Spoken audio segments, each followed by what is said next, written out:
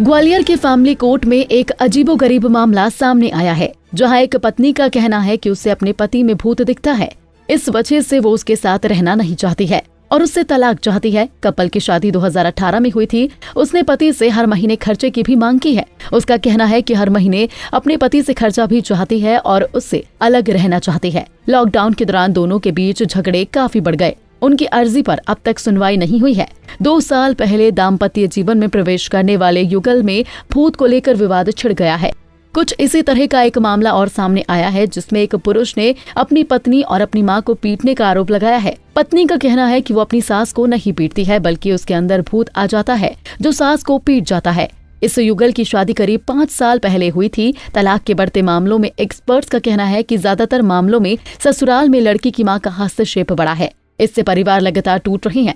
उनका कहना है कि लड़कियां प्रॉपर्टी हड़पने के लिए ऐसे उलझुल बयान देकर तलाक लेना चाहती हैं, जिसकी सावधानी से जांच होनी चाहिए। अपने अधिक शौक को पूरा करने के लिए और अब उनके जो कोरोना के बाद उनके पास जो तंगी आई, तंगी के कारण उनके किसी भी प्रकार से कहीं पर भी संबंध हुए, तो अब वो पुराने संबंधों को तोड़ने के लिए और वहाँ से अपनी आय बढ़ाने के लिए, उनकी संपत्तियों को हड़पने के लिए इस दौरान वकीलों से मिलकर वो झूठे आरोप लगाकर कि पति को भूत आता है, जबकि कानून में भूत का कहीं कोई प्रावधान नहीं है। इसी प्रकार विधवा महिलाएं होती हैं सास के तौर पर, उनको बहुएं मार करके उनका उद्देश्य किसी प्रकार की इसकी डेथ हो जाए और हमारे पे आरोप ना आए, तो खुद को भूत का आरोप बना के कि मेरे पे भूत आता है, जबकि कोई भी नहीं आता। उनको मेंटली फिट हैं और इनकी सोची समझी साजिश के तहत उन लोगों से परेशान कर उनकी संपत्ति हड़पने का एकमात्र उनका ध्येय ऐसा लग रहा है।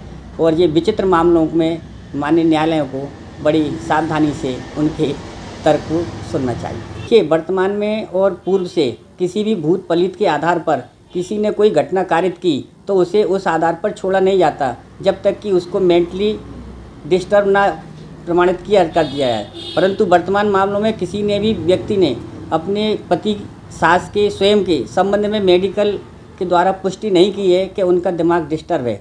ये मात्र दिखावा है, लोगों को ठगने की योजना है। इस प्रकार का कानून में सहारा लेने का कहीं कोई प्रावधान नहीं है। अंततः इनको असफलता ही हाथ लगेगी और जो पुरुषों से भरण पोषण की राशि मांग करना चाहते हैं, वो अब उनकी जो सोच है कि हम इधर से पैसा भी लें और अपने अलग प्रकार से रहकर उसको अपना सहारा भी बनाएं।